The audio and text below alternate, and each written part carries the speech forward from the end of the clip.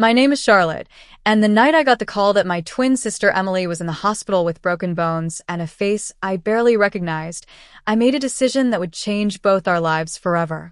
For years, I watched her marry a man everyone thought was perfect, charming, successful, the kind of husband people envied.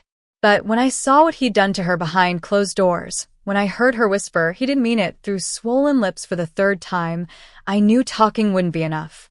So I did something most people would call crazy. I became her. I walked into her house, lived her life, and made sure her husband finally faced the consequences he'd been dodging for years. What happened next is a story about how far you'd go to protect the person you love most in this world. If you're watching this video right now, I'd love to know where you're from. Drop it in the comments section below. Hit that like button and subscribe to hear more stories. Some people say twins have a sixth sense about each other, that we can feel pain across distances, know when something's wrong before the phone even rings. I never believed that. Not really. But the night my sister Emily ended up in the hospital, I woke up at 2 in the morning with my heart racing and this sick, hollow feeling in my stomach that I couldn't explain. 3 hours later, my phone rang. I didn't recognize the number, but something told me to answer. My hand was shaking when I pressed the green button. Is this Charlotte Hayes? The voice was professional, clinical. A woman. Yes, who's this? I'm calling from St. Mary's Medical Center. Your sister Emily has been admitted. You're listed as her emergency contact. The words hit me like a punch to the chest. I was already grabbing my jacket, my keys, not even thinking. What happened? Is she okay? She's stable, but you should come as soon as you can. I made the 40-minute drive in 25, breaking every speed limit. My mind kept circling back to the last time I'd seen Emily, 3 weeks ago at Sunday brunch. She'd seemed quiet, distracted. When I asked if everything was okay, she'd smiled that soft, too bright smile and said everything was perfect. Ethan was wonderful. Work was fine. Life was great. I should have pushed harder. I should have known. The hospital hallways smelled like antiseptic and despair. Fluorescent lights flickered overhead as I ran past the nurse's station, following the room numbers until I found 427. The door was half open. I pushed through and stopped cold. Emily was lying in the bed, small and broken-looking under the thin white sheets. Her left eye was swollen shut, purple and black spreading across her cheekbone like spilled ink. Her lip was split, crusted with dried blood. Bruises ringed her throat like a necklace. I whispered, moving to her bedside. My legs felt weak. She turned her head slowly, and when she saw me, tears started sliding down her bruised face. Charlotte, she said, her voice raw and small. He didn't mean it. Not this time. My hands clenched into fists so tight my nails dug into my palms. Not this time, I repeated, my voice coming out harder than I intended. Emily, what do you mean not this time? She looked away, staring at the ceiling. It was an accident. I made him angry. I shouldn't have. Stop. I pulled the chair closer, sat down, and took her hand carefully, avoiding the foreline. Tell me the truth. How long has this been happening? She didn't answer. She didn't have to. The way her face crumpled told me everything. A knock on the door made us both look up. A doctor walked in, middle-aged with kind eyes and graying hair. He glanced at Emily, then at me, and I saw something flicker across his face. Recognition, maybe, or concern. Miss Hayes, he said, addressing Emily. Then he looked at me. And you must be the sister. Charlotte, I said. What happened to her? He hesitated, and I knew immediately that whatever he was about to say, Emily had already tried to cover it up. Your sister told us she fell down the stairs. The injuries are consistent with a fall, but... He paused, choosing his words carefully. This isn't her first visit to our emergency department. She's been treated here twice before in the past 8 months. Same explanation both times. The room felt like it was tilting. Twice. Emily wouldn't look at me. The doctor gave me a meaningful look, the kind that said everything he couldn't say out loud because of patient confidentiality and legal boundaries. I'll give you two some privacy, he said quietly and left. As soon as the door closed, I turned to Emily. 8 months? You've been coming here for 8 months, and you didn't tell me. Charlotte, please. Does he hit you? The question came out flat, cold. I needed to hear her say it. Fresh tears spilled down her cheeks. He promised he'd change. After the first time, he cried. He said he'd never do it again. He went to therapy. He brought me flowers every day for a week. Her voice broke. He loves me. People who love you don't put you in the hospital, Em. You don't understand. He's under so much stress at work. And I push his buttons sometimes. I'm not perfect. If I could just... Stop. My voice was sharp enough to cut. Listen to yourself. You're making excuses for him. I stood up, pacing to the window. Rain was starting to fall, streaking down the glass in thin rivers. He hurt you. He's been hurting you. And he's going to keep hurting you unless something changes. He won't, she whispered. He promised. I turned back to look at her, this woman who shared my face, my DNA, half my soul. We'd been inseparable as kids. I was always the loud one, the one who got into fights on the playground defending her. Emily was gentle, soft-spoken, the peacemaker. She saw the good in everyone, even when there wasn't any to see. That's how Ethan had gotten his claws into her. I remembered their wedding 3 years ago. Ethan had given this beautiful speech about how lucky he was to find someone as kind and pure as Emily. Everyone had cried. I'd thought he was perfect for her, this charming, successful architect with his easy smile and confident handshake. He'd fooled all of us. Now, standing in this sterile hospital room, looking at my sister's broken face, something cold and hard settled in my chest. He won't change, I said quietly. But I will. Emily's good eye widened. What do you mean? I didn't answer. I couldn't yet. The idea was still forming, crazy and dangerous and absolutely necessary. That night, I sat alone in the hospital cafeteria, drinking terrible coffee and staring at my reflection in the dark window. Rain hammered against the glass. In the reflection, I could see Emily's face superimposed over mine, bruised and swollen. We'd always looked identical, even as adults. Same bone structure, same dark blonde hair, same green eyes. The only difference was that Emily wore hers longer and spoke softer. But those were things that could be changed. A man who would hurt someone like Emily was a coward. He'd done it because he thought she was weak, isolated, without protection. He'd done it because he thought he could get away with it. He'd forgotten she had a twin sister. And unlike Emily, I never learned how to back down from a fight. The next morning, I was dozing in the chair beside Emily's bed when the door opened. I looked up, groggy, and my blood turned to ice. Ethan walked in carrying a bouquet of white lilies, Emily's favorite. He looked perfectly put together in his expensive suit, his dark hair styled, his face arranged in an expression of concern and grief.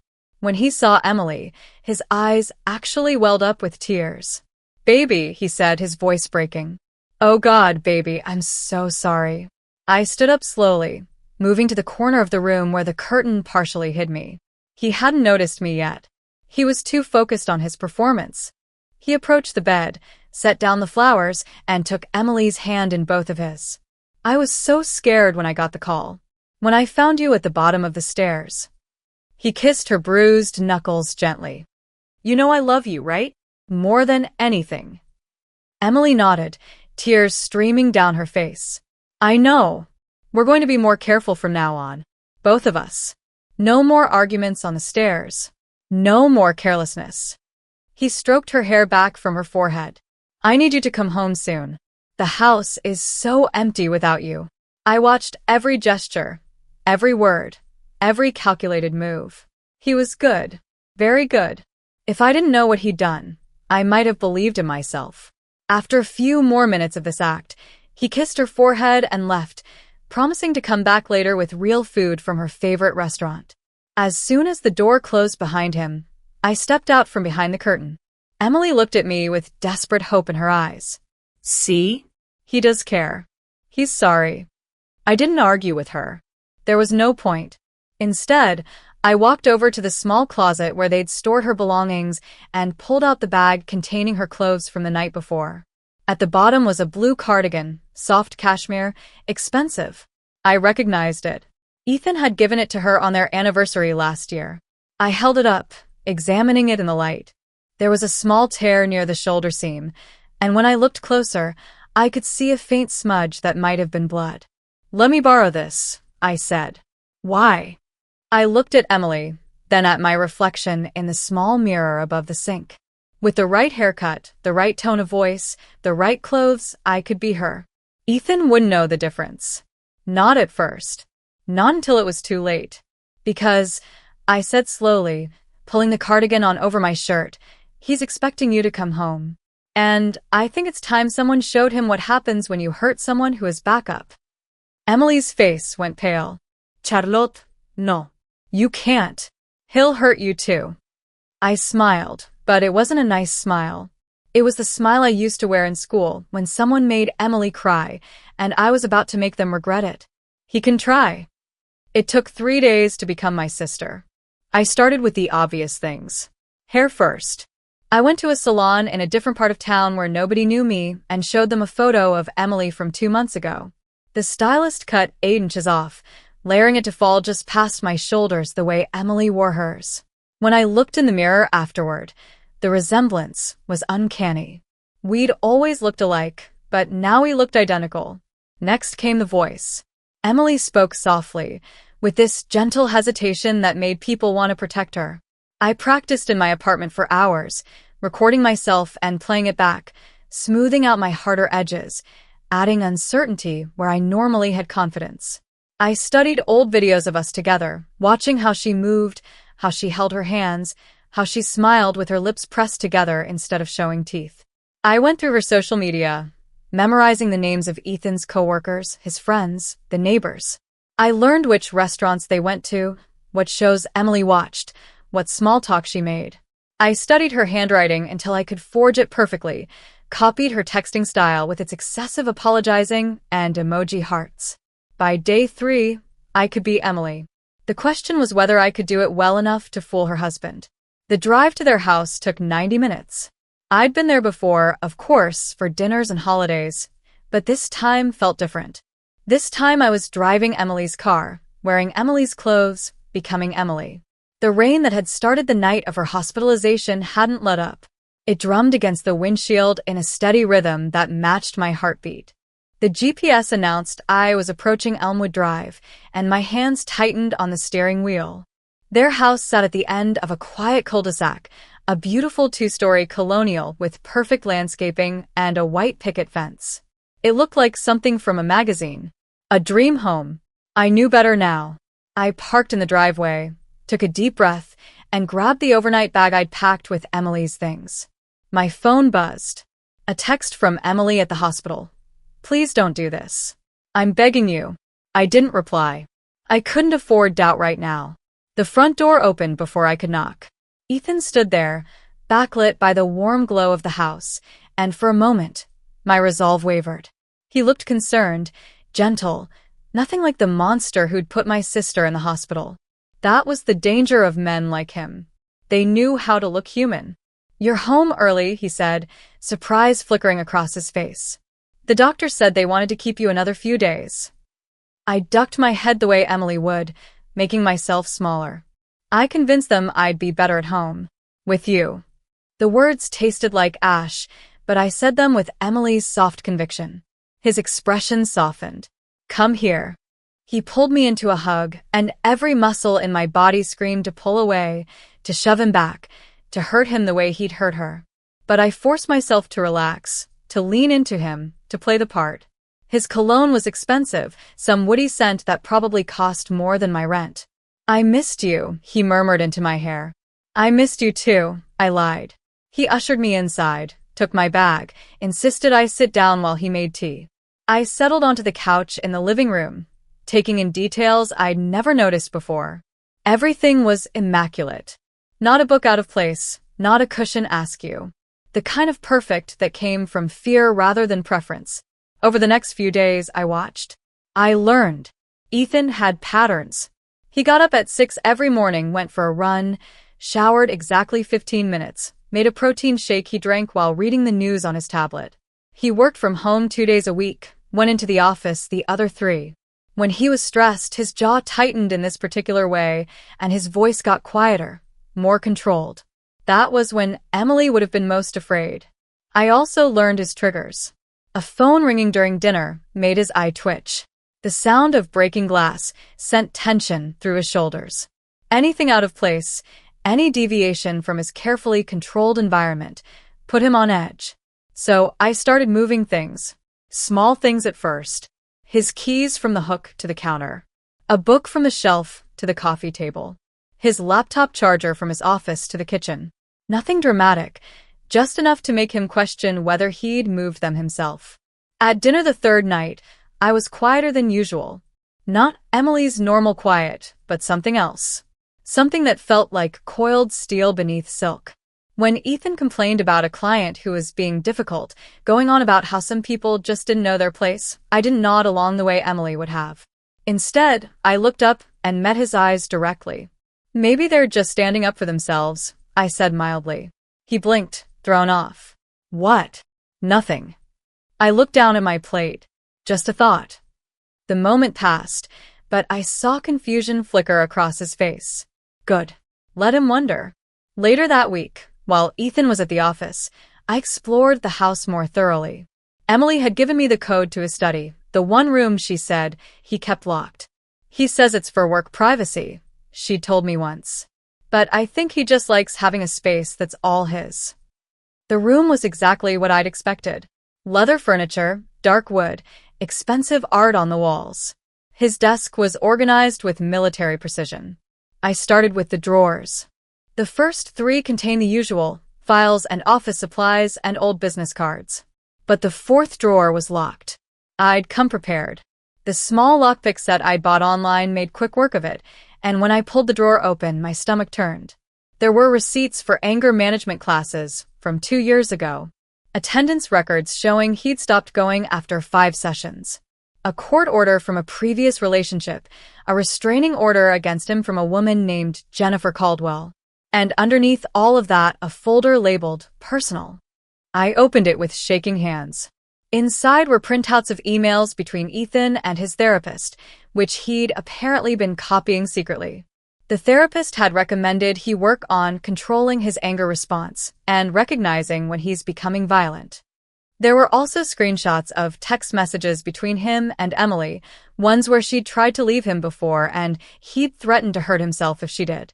But the worst part was at the bottom. A USB drive. I plugged it into his computer. The folder that opened contained dozens of video files, all dated over the past 2 years. I clicked on one at random and immediately wished I hadn't. It was Emily. She was sitting on their bedroom floor, crying, while Ethan's voice came from behind the camera. Say you're sorry. She apologized. Say it like you mean it. She apologized again, her voice breaking. Now say you'll never disrespect me again. I closed the file, my hands trembling with rage. There were dozens more.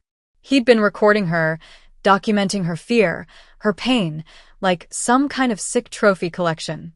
I copied everything onto a flash drive I'd brought with me and put the drawer back exactly as I'd found it. Then I sat in his chair, in his space, and let myself feel the full weight of what I'd discovered.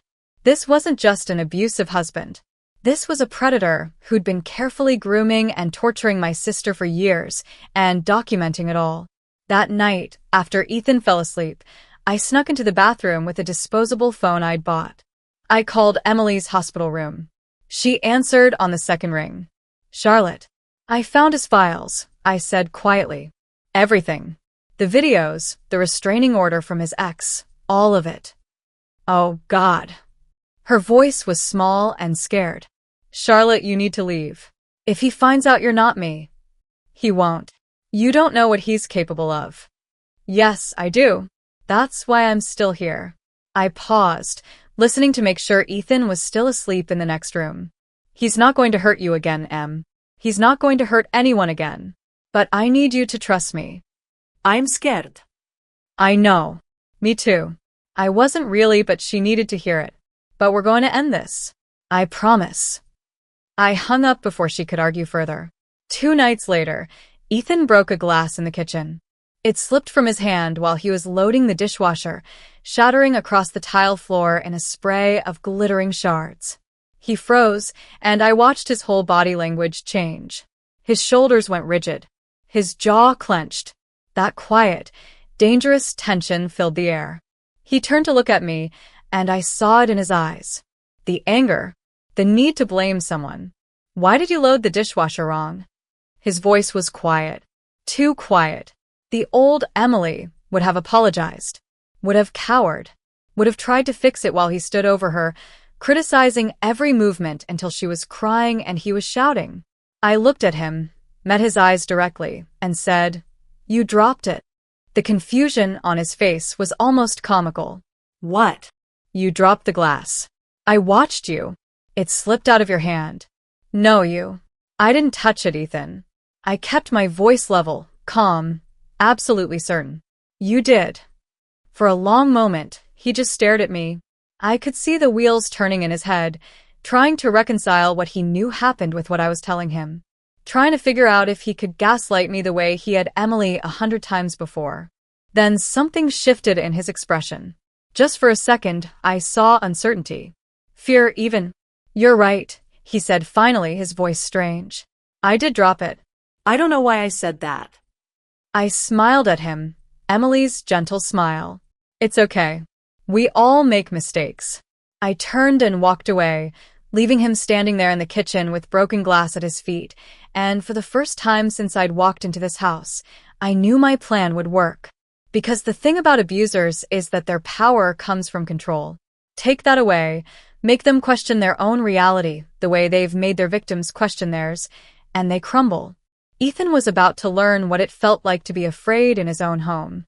The next morning, I left the documents from his locked drawer spread out on the dining room table. Not all of them. Just enough. The anger management receipts. One printout of the therapist's email. Nothing about the videos or the USB drive yet. I wanted to watch him sweat. I was in the kitchen making coffee when I heard him come downstairs. His footsteps stopped abruptly when he reached the dining room. Silence. Then, Emily? His voice had an edge to it, sharp with panic barely contained. I walked in slowly, carrying 2 mugs, my expression carefully arranged into innocent confusion. Good morning. I made your favorite blend. He was standing frozen, staring at the papers. His face had gone pale. Where did these come from? I looked at the table, then back at him, letting my eyebrows furrow. What do you mean? Those are yours, aren't they? I mean, where did you find them? Find them? I tilted my head, playing dumb. They were just here. I thought you left them out. I set down the coffee mugs. Were they supposed to be somewhere else? He reached for the papers, his hands shaking slightly. No. No, I must have left them out. I don't remember.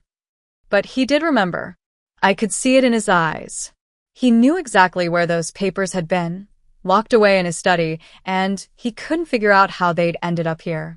More importantly, he couldn't figure out if I knew what they meant or if I was genuinely clueless. That uncertainty was a weapon. I watched him try to decide how to play this, watched the calculation happen behind his eyes. Finally, he forced a smile. Just some old documents from work. Nothing important. He gathered them up quickly. I'll put these away. Okay, I said brightly, and went back to sipping my coffee. Over the next week, I refined my strategy. I started keeping a small audio recorder in my pocket, one of those tiny ones you can buy online for $50. Every time Ethan raised his voice, every time he slammed a door or threw something, every time he said something cruel or controlling, I caught it on tape. He was careful, at first. Whatever version of Emily he thought had come home from the hospital, she was different enough to make him wary. But gradually, his real self started showing through. The mask slipped. One evening, he couldn't find his credit card. He tore through the living room, getting progressively more agitated, and finally turned on me. Did you move it? I looked up from my book. Move what? My credit card. It was in my wallet. I haven't touched your wallet, Ethan. Well, it didn't just disappear. His voice was rising now, that dangerous edge creeping in. Someone moved it. You must have moved it. I stayed calm, kept my voice level. I didn't touch it. Maybe you left it somewhere? I don't leave things places. He was shouting now, his face flushed. I'm not careless like you. I don't lose things or forget things or... The recorder in my pocket was catching every word. Later, I'd find his credit card exactly where it had been the whole time, in his wallet, tucked into a different slot. I'd watch him find it himself, watch confusion and something like shame cross his face. I wouldn't say anything. I'd just let him sit with the realization that maybe, just maybe, he was the one losing his grip. The psychological warfare escalated. I started acting paranoid at random times, whispering things like, "You can't hurt me anymore," just loud enough for him to hear but quiet enough that he couldn't be sure I'd said it. I'd stare at him across the dinner table with this look that was somewhere between Emily's softness and something harder, something that made him uncomfortable. I rearranged his study when he was at work, moving everything exactly 1 inch to the right. Small enough that he might not consciously notice, but enough to make the space feel wrong. I replaced his regular coffee with decaf. I set his alarm clock 5 minutes fast. Death by 1,000 tiny cuts. That's what he'd done to Emily, breaking her down bit by bit until she didn't know which way was up. Now I was doing the same to him, but faster, more deliberately. Every day, I made him question his own reality a little more. The dinner party was my favorite move. Ethan had invited his boss and a few colleagues over, wanting to show off his perfect life in his perfect house with his perfect wife. I'd overheard him on the phone. "Emily's been a bit emotional lately, but everything's fine. You know how women can be." I spent the afternoon preparing, cooking Emily's recipes, setting the table with their good china. When the guests arrived, I was the perfect hostess, warm and welcoming and just slightly more confident than Emily usually was. During dinner, Ethan was telling a story about a project at work, about how he'd single-handedly saved a deal that was falling apart.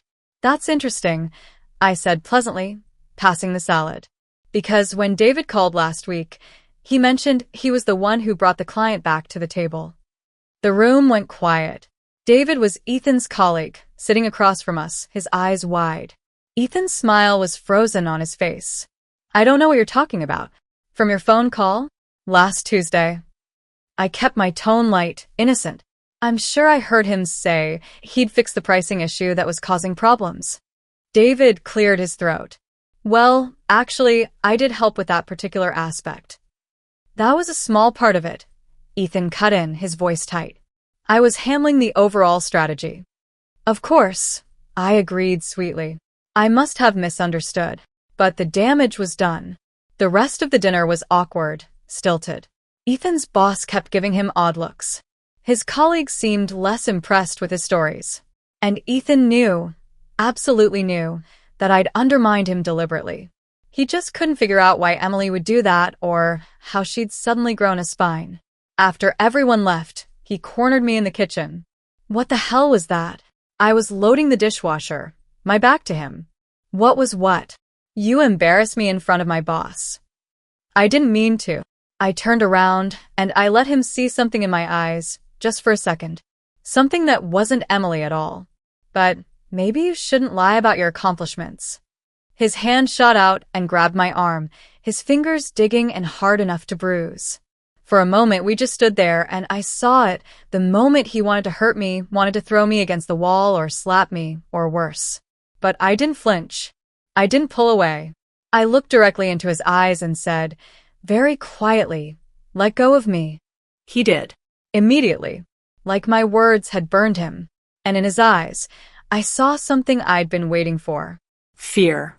That night, lying in bed beside him, both of us pretending to sleep, I thought about Emily, about how brave she'd been to survive as long as she had, about how this man had systematically destroyed her confidence, her agency, her sense of self, but also about how his power had always been an illusion, built on intimidation and isolation. The moment someone stood up to him, really stood up to him, he crumbled, because underneath all that rage, he was just a coward.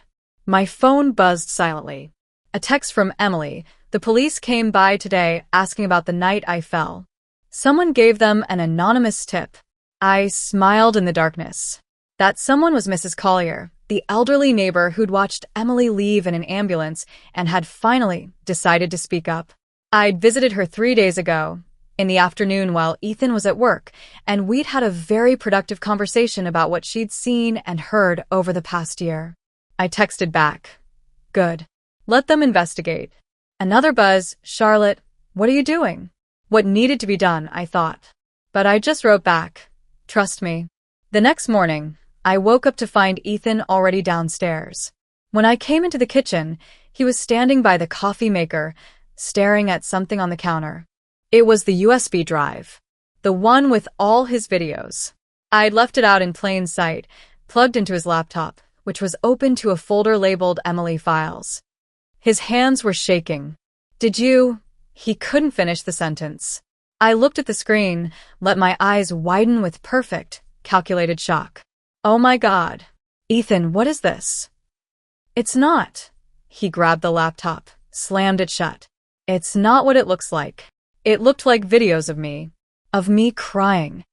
I let my voice tremble, let tears fill my eyes. Have you been recording me? No. I mean, yes, but not like that. It was he was spiraling, trying to come up with an explanation, any explanation. For us. To remember things. To work through our problems. Those didn't look like memories. I backed away from him. Those looked like something else entirely. He reached for me, and I jerked back, making sure it looked natural, terrified. Don't touch me. Emily, please. The doorbell rang. We both froze. Through the frosted glass of the front door, I could see two shapes. The distinctive silhouettes of police uniforms. Ethan's face went white. Don't answer it. Why not? I asked innocently. We don't have anything to hide, do we? I walked to the door and opened it. Two officers stood there, a man and a woman, both with serious expressions.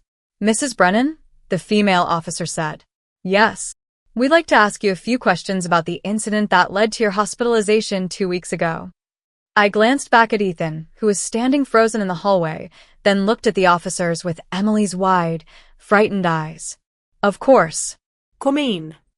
And as they stepped into the house, as Ethan's carefully constructed world began to crack and crumble around him, I felt something settle in my chest. Not satisfaction exactly. More like the cold certainty that justice, real justice, was finally within reach. He'd hurt my sister because he thought she was alone. He was about to learn just how wrong he'd been. The police didn't stay long that first time. They asked questions about my injuries, about how I fell, about whether I felt safe at home. I gave them Emily's answers, the ones she'd been trained to give, soft and apologetic and defensive of her husband. They left with concerned looks and promises to follow up. But the seed was planted. Ethan knew they were watching now. Over the next few days, I watched him deteriorate. He started drinking more, whiskey in his coffee in the morning, vodka hidden in the orange juice at night. He checked the locks on the doors obsessively, looked over his shoulder constantly, jumped at every sound. You're paranoid, I told him one evening, my voice gentle but with an edge underneath that Emily never would have had. He turned to look at me, and I saw the confusion in his eyes. You're different, he said slowly. Since you came back from the hospital. You're not, you. I felt a chill run down my spine, but I kept my face carefully neutral. What do you mean? I don't know. You look at me differently. You talk differently. He shook his head. Never mind. I'm just stressed. Maybe you should see your therapist again. I suggested, all innocence. His jaw clenched. I don't need therapy. The receipts I found said you stopped going. Maybe that wasn't a good idea. He stared at me, and I could see him trying to work it out, trying to figure out if I was genuinely concerned or if I knew exactly what I was doing. The uncertainty was eating him alive. Then Emily made a mistake. She called the house phone one afternoon when Ethan was home. I told her not to, told her to only use the disposable cell I'd given her, but she was worried and scared, and she didn't think. Ethan answered. Hello. I heard him pause, heard the confusion in his voice. Emily? He turned to look at where I was standing in the kitchen. You're right here. I froze. On the other end of the line, Emily must have realized her mistake because the line went dead. But the damage was done. Ethan lowered the phone slowly, his face pale. Who was that? Who was who? My heart was racing, but I kept my voice calm. He stopped, shook his head. That was Emily's voice. I am Emily. No. He backed away from me, his eyes wide. No, that was her voice on the phone. Her real voice. Your. Understanding dawned across his face like a sunrise, terrible and bright. You're not her. You're not Emily. I could have kept lying. But I was tired of the charade, and more than that, I wanted him to know. Wanted him to understand that he hadn't just hurt one woman. He'd hurt someone who had backup. No, I said quietly. I'm not. Charlotte. He whispered my name like a curse. You're Charlotte. I smiled, and it wasn't Emily's smile at all. Hello, Ethan. He stumbled backward, his hand reaching for the counter to steady himself. Where's Emily? Safe. Away from you. I took a step forward, and he flinched. Good. Did you really think she was alone? Did you really think you could put her in the hospital and there wouldn't be consequences? You're insane, he breathed. This is insane. You can't just. Can't what? Pretend to be my identical twin sister? I laughed, and it was cold. We've been fooling people our whole lives, Ethan.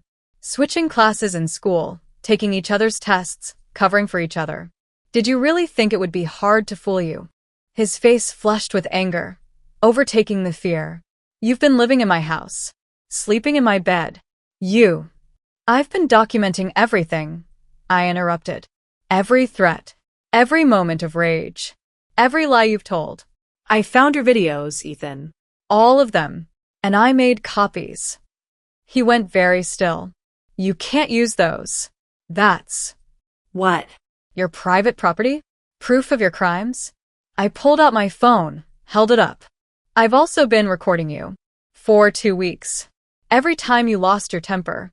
Every time you got violent. Every time you showed the world who you really are behind closed doors. You're trying to trap me. His voice was rising, that dangerous edge creeping in. This is entrapment. This is justice. I didn't raise my voice. I didn't need to. You hurt my sister. You broke her bones and her spirit and made her think it was her fault. Did you really think I'd just let that go?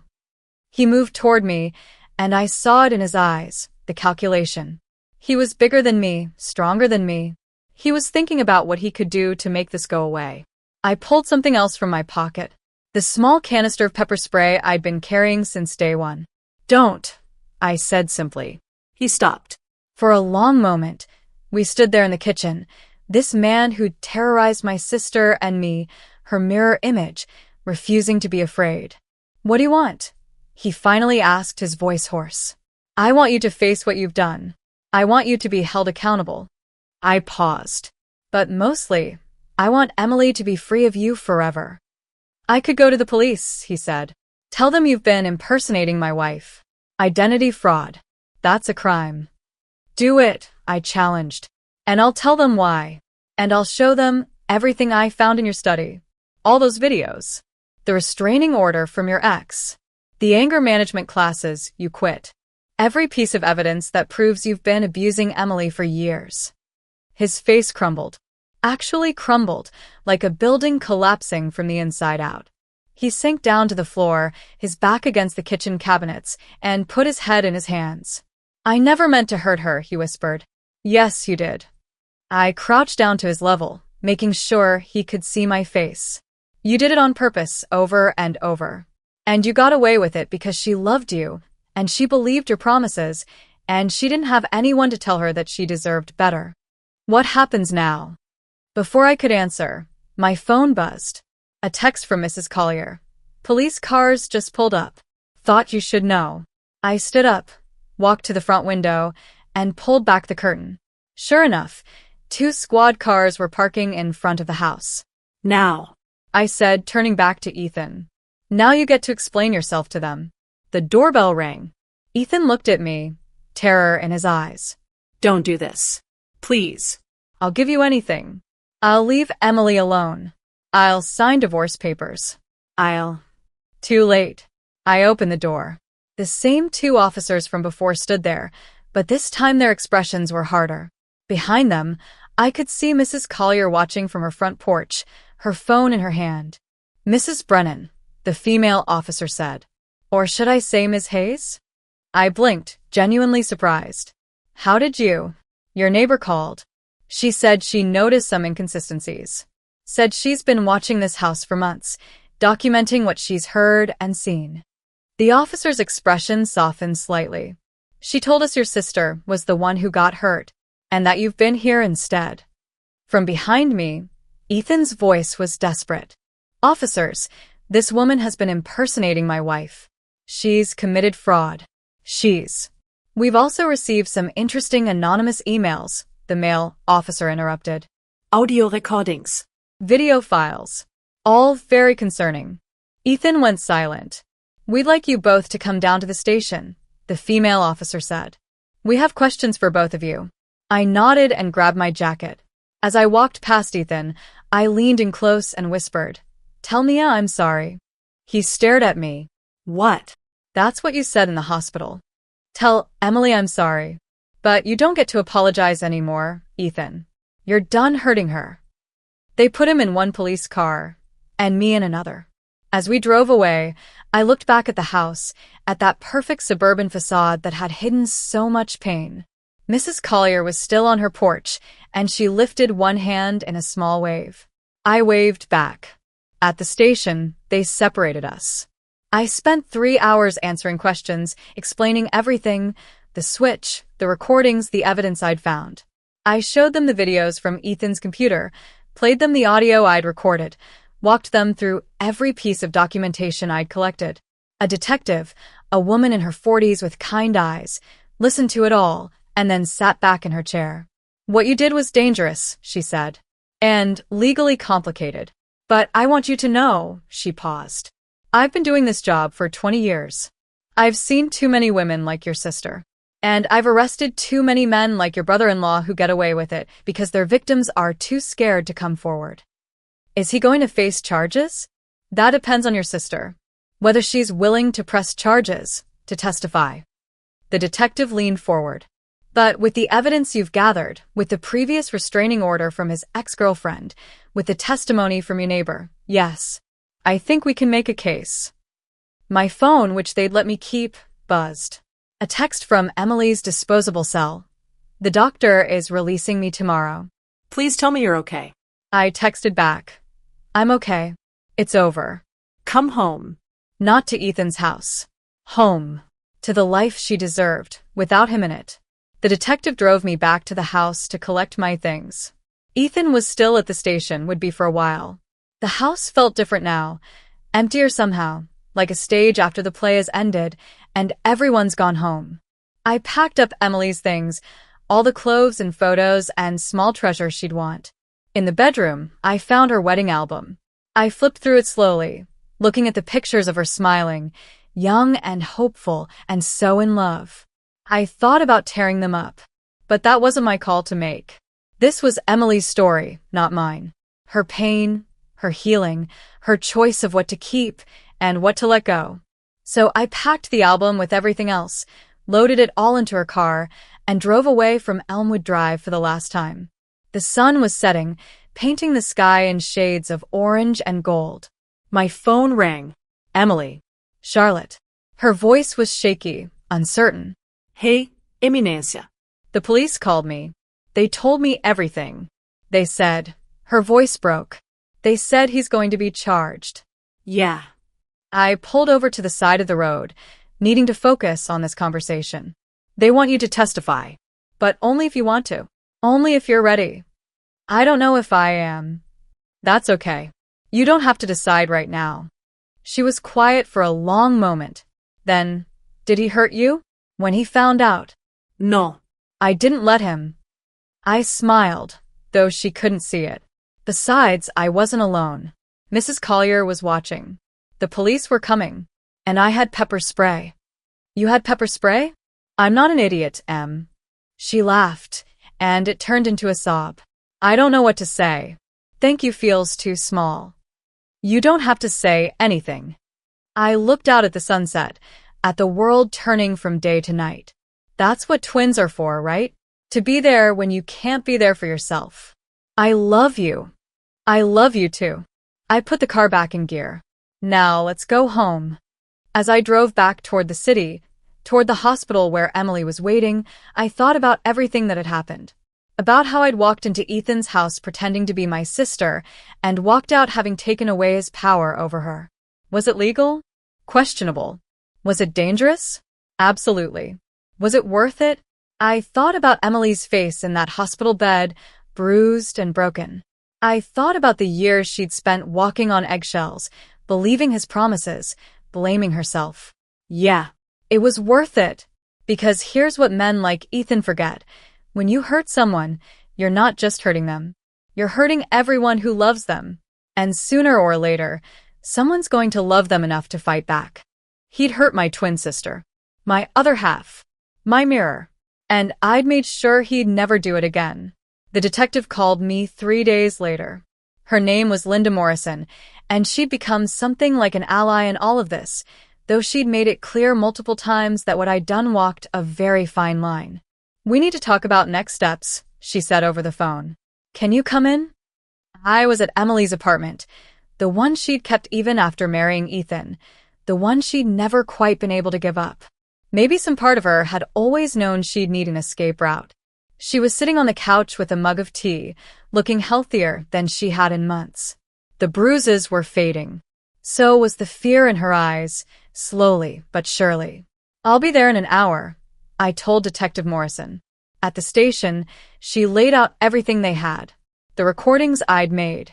The videos from Ethan's computer. Mrs. Collier's detailed log of disturbances, dates and times going back almost a year.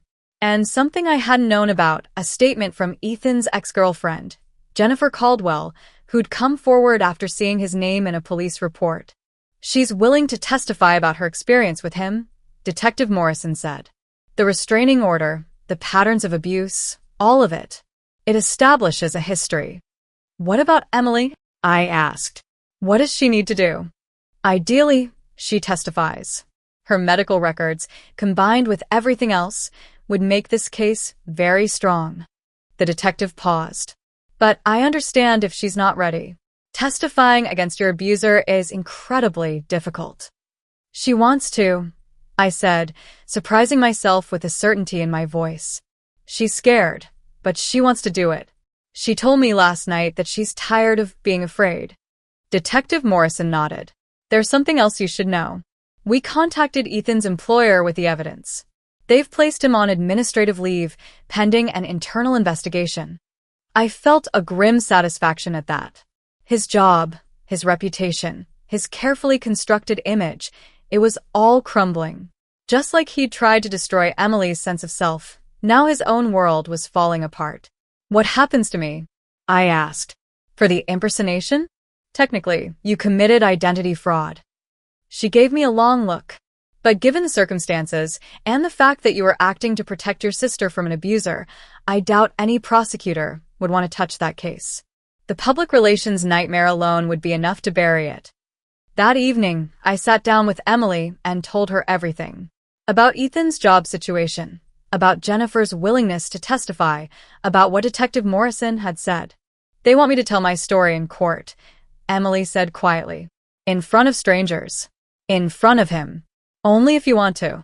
She was quiet for a long time, staring into her tea. When she finally spoke, her voice was steady. I want to. I'm terrified, but I want to. Because maybe if I do this, if I tell the truth, it'll help me stop blaming myself. I reached across the couch and took her hand. You never had anything to blame yourself for. I know that up here. She tapped her head. I'm working on believing it here. She placed her other hand over her heart. 2 weeks later, Ethan was formally charged with multiple counts of domestic violence, assault, and battery. His bail was set high, but he made it. His parents paid, wealthy, and in denial about what their son had become. The first time I saw him after the police station was at a preliminary hearing. He looked terrible, like he hadn't slept in days. His expensive suit hung a little looser, His face was drawn, and there was something broken in his eyes that almost made me feel sorry for him. Almost. He saw me across the courthouse hallway, and his expression twisted with rage. "This is your fault," he said, his voice low and venomous. "You destroyed my life." No. Y replica calmly. "You destroyed it yourself. I just made sure everyone else could see what you'd been hiding." His lawyer pulled him away before he could respond, but I saw the hatred in his eyes, the same rage he'd turned on Emily so many times before. The difference now was that he couldn't do anything about it. He was being watched, monitored, his every move scrutinized. The powerless feeling he'd inflicted on Emily for years was now his own reality. Emily testified at the preliminary hearing. Her voice shook, but she didn't cry. She told the judge about the first time he hit her, how he'd apologized and sworn it would never happen again. About the second time, and the third, and all the times after that. About the night she ended up in the hospital, how he'd pushed her down the stairs during an argument about her wanting to visit me. I watched Ethan while she spoke. He kept his head down, his hands clenched on the table in front of him. His lawyer had probably told him not to react, not to give the prosecution any ammunition. But I could see the tension in his shoulders, the rage he was barely containing. The judge ruled there was sufficient evidence to proceed to trial. Outside the courthouse, Emily broke down in my arms. "I did it," she sobbed. "I actually did it." "You did," I told her, holding her tight. "And you were so brave." Mrs. Collier, who'd come to show her support, patted Emily's shoulder gently. "That man won't hurt you again, dear. We'll all make sure of it." That night, Emily and I sat on her balcony, watching the city lights flicker in the darkness. She'd been quiet since we got home, processing everything. "Do you think he'll go to jail?" she asked finally. "I think so. With Jennifer's testimony, with Mrs. Collier's records, with everything else, it would be hard for him not to." "Good." Her voice was firm, stronger than I'd heard it in years. "He needs to face consequences. Not just for what he did to me, but for Jennifer and probably for other women we don't even know about." I looked at my sister, at this woman who'd survived hell and was slowly finding herself again, and I felt a surge of pride so strong it almost hurt. "When did you get so strong?" I asked softly. She smiled, and it was a real smile, not the fake one she'd worn for so long. "I've always been strong. I just forgot for a while. You reminded me." The trial was set for 2 months later. In the meantime, the media got hold of the story. It started small, a local news article about a domestic violence case with an unusual twist. But then it went viral. The twin sister who switched places to gather evidence. The abusive husband who couldn't tell the difference. The neighbor who kept records for months. Suddenly, everyone wanted to talk to us. News outlets, podcasts, advocacy groups. We said no to most of them, but Emily agreed to do one interview with a local domestic violence organization. She wanted to use her story to help other women. I watched from behind the camera as she told her story. She was nervous, her hands shaking slightly, but her voice was clear. She talked about the warning signs she'd ignored, the excuses she'd made, the isolation that had made it so hard to leave. "If there's one thing I want people to know," she said at the end of the interview, "it's that abuse doesn't always look like what you think it does." Ethan was charming, successful, well-liked. And behind closed doors, he was a monster. If you're in a situation like I was, please reach out. Tell someone. Because you deserve better, and there are people who will help you. The interview was powerful. It aired the week before the trial, and the response was overwhelming. Hundreds of women reached out to the organization, sharing their own stories, asking for help. Ethan's legal team tried to use the interview against us, claiming it would bias the jury. The judge dismissed their motion. Public interest didn't override justice. The trial itself was intense. The prosecution laid out their case methodically. They showed the medical records from all 3 of Emily's hospital visits. They played the audio recordings I'd made. They showed selections from the videos Ethan had recorded, enough to establish the pattern without being gratuitous. Jennifer Caldwell took the stand and described her relationship with Ethan, how he'd been wonderful at first, then controlling, then violent. How she'd finally gotten a restraining order after he put her in the emergency room. How she'd been terrified to come forward but couldn't stay silent after learning he'd done the same thing to someone else. Mrs. Collier testified about the sounds she'd heard, the police visits she'd witnessed, the times she'd seen Emily with bruises and black eyes. "I should have done something sooner," she said, her voice thick with regret. "I thought about calling the police so many times. I wish I had. Then it was my turn." Ethan's defense attorney was aggressive, trying to make me look like a manipulative troublemaker who'd orchestrated the whole thing. "Isn't it true that you impersonated your sister without her knowledge or consent?" "Initially, yes," I admitted. "But Emily knew within days, and she supported what I was doing." "You lied to Mr. Brennan. You invaded his home under false pretenses." "I protected my sister by documenting the truth of who he really was." I kept my voice steady, looking directly at the jury. "Everything I recorded, every piece of evidence I found, was real. I didn't make him violent. I just made sure there was proof." "You manipulated him, gaslit him. Isn't that the term?" "I used the same tactics he'd been using on my sister for years. The difference is I did it to protect someone. He did it to control and hurt someone." The attorney tried to rattle me, but I'd prepared for this. Detective Morrison had warned me about what to expect. I stayed calm, answered every question truthfully, and let the evidence speak for itself. Then Emily took the stand again for the main trial testimony. This time, she had to go through everything in excruciating detail. The defense attorney tried to suggest she was exaggerating, that the injuries could have been accidents, that maybe she was just clumsy. Emily looked him in the eye and said, "I know the difference between falling and being pushed. I know the difference between an accident and someone's hands around my throat. And I know that I don't have to pretend anymore that any of this was my fault." The courtroom was silent. Ethan's defense tried to paint him as a man under stress who'd made mistakes. They brought in a psychologist who testified about anger management and rehabilitation. They had character witnesses who talked about what a good guy he was at work in social situations.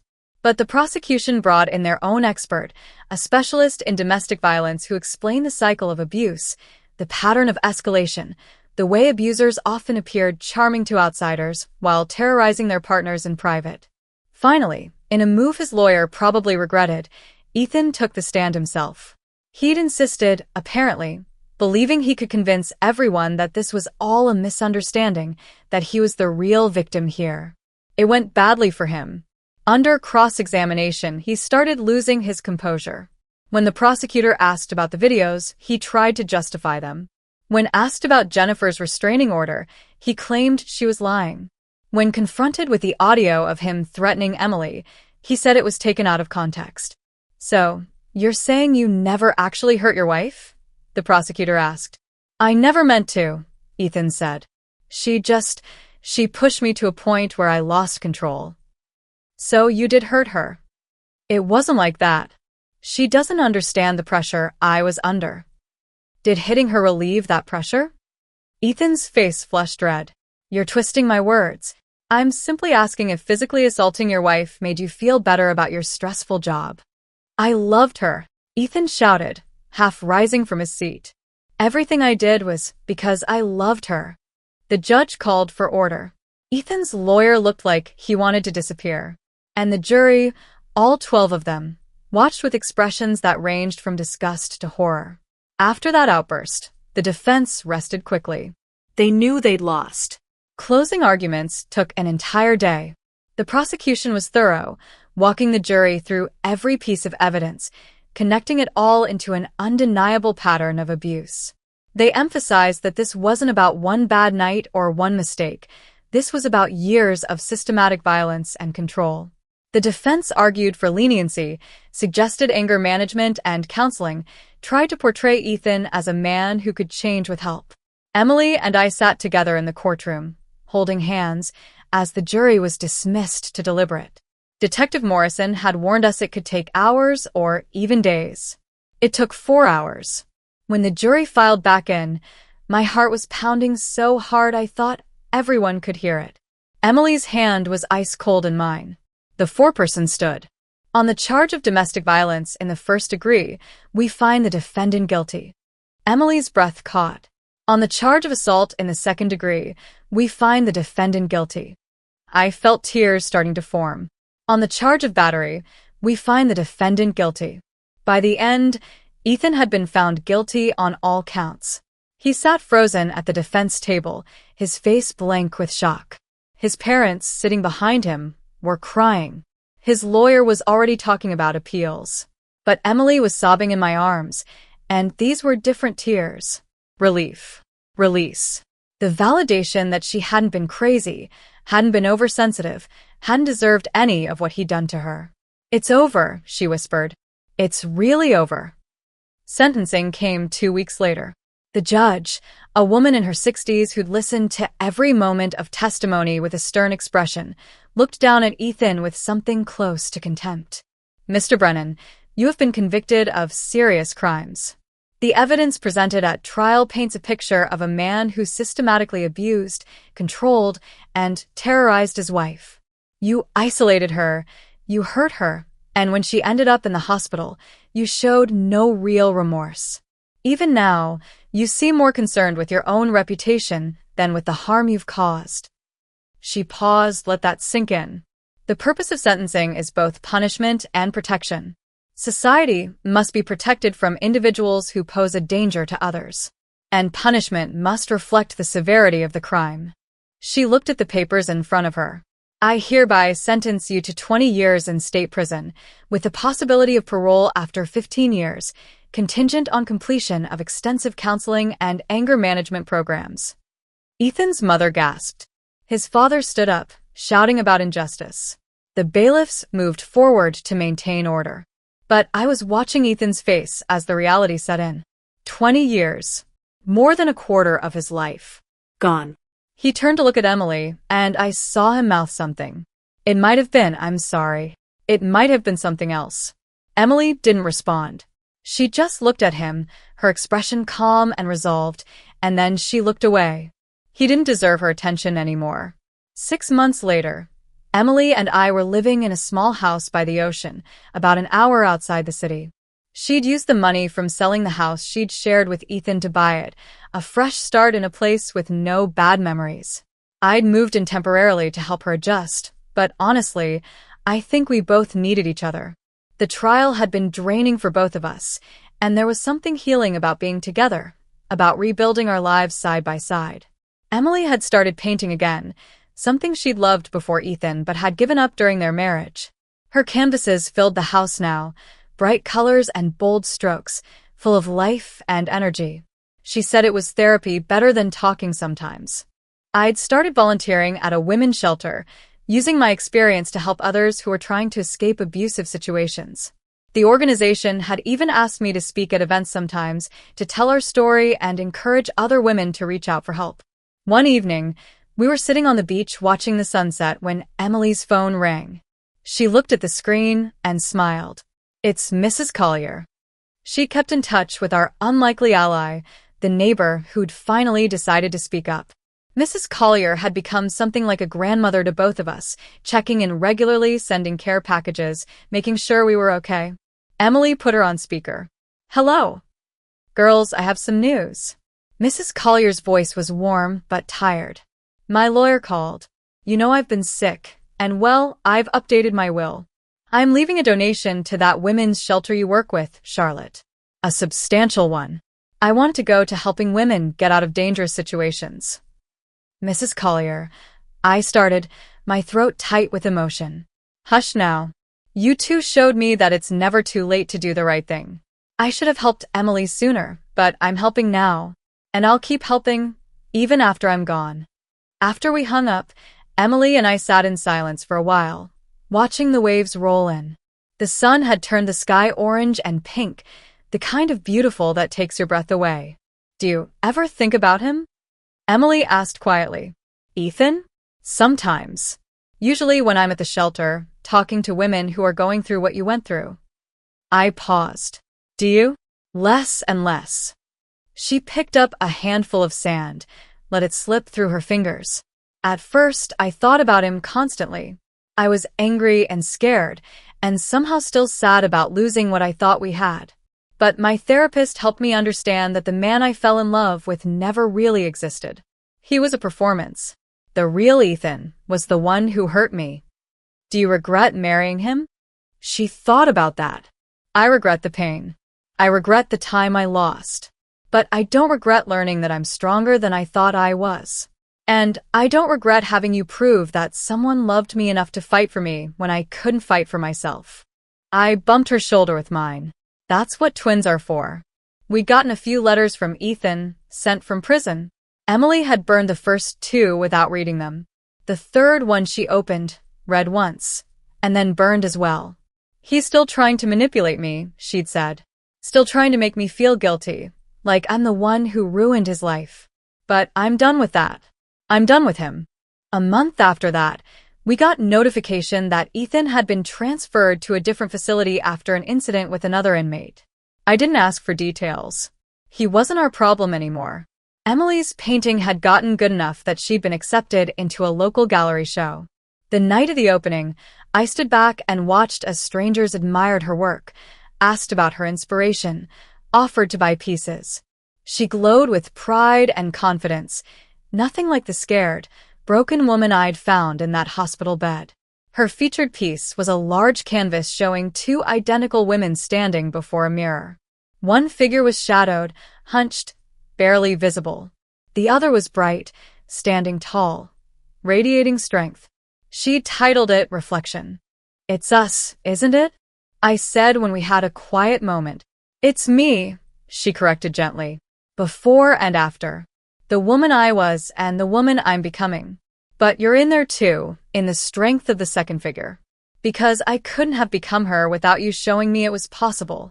One afternoon, I drove back to the old neighborhood, past Elmwood Drive. I didn't stop, just drove slowly past the house where I'd spent 2 weeks pretending to be my sister, gathering evidence, taking down a monster. Someone else lived there now, a young family with kids playing in the yard. The house looked different, lighter somehow, like the darkness that had lived there before had been scrubbed away.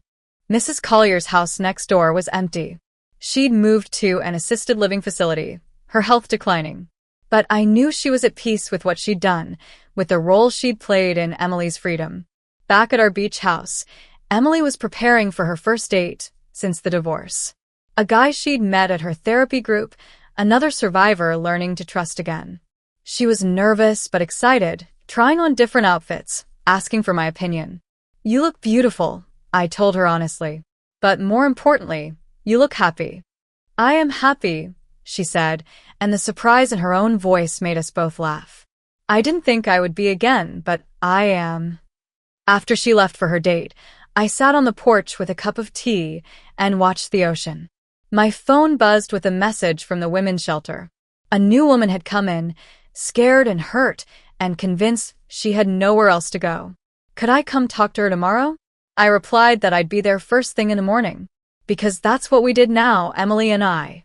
We survived, we healed, and we used our story to help others do the same. We turned our pain into purpose, our trauma into testimony. Ethan had tried to break Emily, to destroy her spirit, to make her believe she was worthless and alone. Instead, he created two fierce advocates for survivors, two women who would spend the rest of their lives making sure other women knew they didn't have to stay silent, didn't have to accept abuse, didn't have to face their abusers alone. The sun was setting over the water, painting everything in shades of gold and amber. I thought about that night in the hospital, when I'd first seen Emily's broken face and made a promise to myself that he would pay for what he'd done. He had. 20 years in prison, his reputation destroyed, his perfect life dismantled. But more than that, he'd lost the only power that had ever mattered to him, the power to hurt us. Emily came home late that night, cheeks flushed and eyes bright. Her date had gone well. She was going to see him again. She was building a new life, one where she got to choose who was in it, where she set the boundaries, where she never had to be afraid. We stayed up late talking, the way we used to as kids, sharing secrets and dreams and plans for the future. At some point, Emily fell asleep on the couch, her head on my shoulder, peaceful and safe. I stayed awake a little longer, watching her breathe, thinking about how close we'd come to losing her. How close Ethan had come to breaking her completely. But he'd forgotten something important. He'd forgotten that Emily wasn't alone. She had a twin sister, a mirror image, someone who would walk through fire for her. He'd forgotten that when you hurt someone, you don't just hurt them. You hurt everyone who loves them. And sooner or later, someone will love them enough to fight back. He hurt my sister, my twin, my other half, and I made sure he'd never hurt anyone again. That was justice. That was love. That was what it meant to be a twin, to be a sister, to be someone who refused to let the people they love suffer alone. Emily stirred in her sleep, smiled slightly, and settled deeper into the cushions. Outside, the ocean waves rolled in steady and eternal, washing everything clean, offering endless new beginnings. We were free. Finally, completely, undeniably free. And that was the best revenge of all. If someone you loved was being destroyed by their partner and too afraid to leave, how far would you be willing to go to save them? Drop your thoughts in the comments below, and don't forget to like and subscribe for more stories about the lengths we go to for the people we love.